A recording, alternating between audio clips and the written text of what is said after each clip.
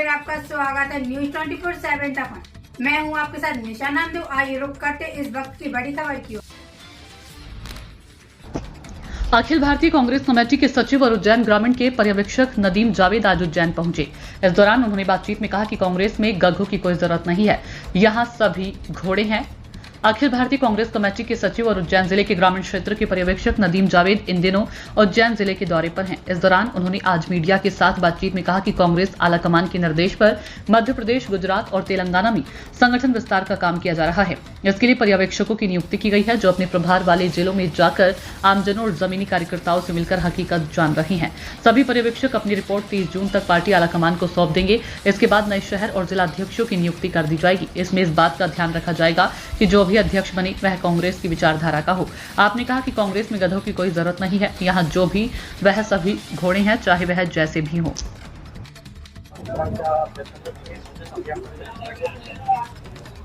26-27 दिसंबर को कर्नाटक के बेलगामी में कांग्रेस पार्टी का महाधिवेशन हुआ था और कांग्रेस कार्य समिति ने यह फैसला किया कि 2025 का जो साल होगा वो कांग्रेस के संगठन का साल होगा। संगठन निर्माण की दिशा में काम करेंगे। कांग्रेस के नेतृत्व ने 3 राज्यों को सबसे पहले लिया है, गुजरात, मध्य प्रदेश और हरियाणा, जहां पर संगठन का काम शुरू हुआ है। उसी दिशा में हम सब लोग यहाँ पर आए हुए हैं। मुझे उज्जैन ग्रामीण की जिम्मेदारी मिली है। कल हम लोगों ने बहुत बड़ा सम्मेलन किया, लोगों से चर्चा की।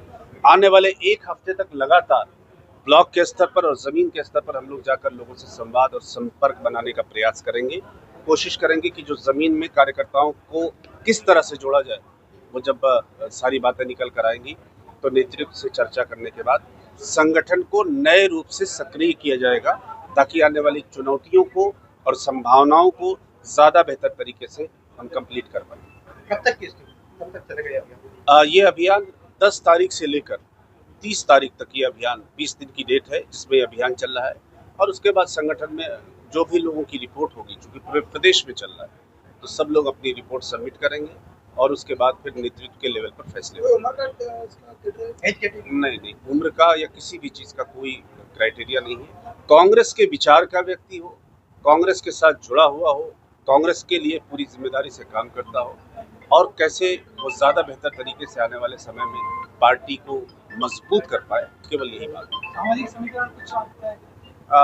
है। देखिए, कांग्रेस पार्टी हमेशा ही सब तरह के लोगों को लेकर चलने की कोशिश करती है। अगड़े पिछड़े, छोटे बड़े, दलित, पिछड़े, अल्पसंख्यक, और हम समझते हैं कि इसमें भी संगठन में सब तरह के लोगों को समायोजित करने का प्रयास किया जाएगा। आप 2 दिन से उज्जैन में, किस तरह का माहौल देख रहे हैं? जबरदस्त माहौल है उज्जैन में, जबरदस्त माहौल है। कल अगर आप मीटिंग में आए होते और आपने देखा होता, इतनी ऊर्जा, इतनी शिद्दत से लोग नारे लगा रहे थे और इतना इस जज्बे के साथ लोग लगे हुए हैं कि अगर उनको शेप दे दिया जाए, उनको ठीक तरह से उनको काम मिल जाए और उनको एक मूवमेंट के जरिए खड़ा कर दिया जाए, तो उज्जैन जनपद के अंदर कांग्रेस पार्टी 7 विधानसभा सीटों पर जीतकर अगले विधानसभा में आ सकती है। उज्जैन जनपद की बात करिए तो अभी जनपद अध्यक्ष के चुनाव हुए थे, कोई भी कांग्रेसी नेता वहाँ पर उपस्थित नहीं, उसके लिए चुनाव लड़ने के लिए आगे आया। देखिए, कांग्रेस पार्टी का नेतृत्व समय समय पर जनपद के अंदर अलग अलग विषयों को लेकर आंदोलन आदि करता रहता है। किसी एक विशेष सवाल आपने पूछा है, किसी एक विशेष चुनाव के संबंध में, चूँकि मुझे उसकी जानकारी नहीं है इसलिए मैं जवाब उसका नहीं दूंगा। लेकिन मैं जो देख रहा हूँ वो ये है कि यहाँ कांग्रेस पार्टी का कार्यकर्ता कांग्रेस के संगठन के साथ ही पूरी जिम्मेदारी के साथ सत्ता पक्ष से, जबकि मुख्यमंत्री यहीं के हैं और हर तरह से कांग्रेस के कार्यकर्ताओं की आवाज़ को दबाने का प्रयास भी करते हैं, पूरी जिम्मेदारी से कांग्रेस का पार्टी का कार्यकर्ता सत्ता से लड़ रहा है। कांग्रेस में भी घोड़ों को लेकर बहुत चर्चा हुई है, 3 प्रकार के घोड़े, यहाँ पे कोई लिस्टिंग होगी 3 प्रकार के घोड़ों? देखिए, ऐसा है कि कांग्रेस पार्टी में जैसे भी हैं घोड़े तो हैं, यहाँ गधों के लिए कोई जगह नहीं है। मैंने कल कहा था कि सब लोग जो हैं, जो हमारे कमज़ोर भी हैं वो भी घोड़े हैं और जो मजबूत हैं वो तो हैं ही। तो इसलिए जैसा मैंने कहा, हम पूरी शिद्दत से लड़ने को तैयार हैं और ये जो बुनियादी विचार है वो ये है कि नए नेतृत्व को, नए लोगों को मौका दिया जाए। चूँकि अब देश नौजवानों का बन रहा है, प्रदेश नौजवानों का बन रहा है, तो पुराने लोगों के साथ साथ नई लीडरशिप भी खड़ी हो। श्री राहुल गांधी जी का यही प्रयास है।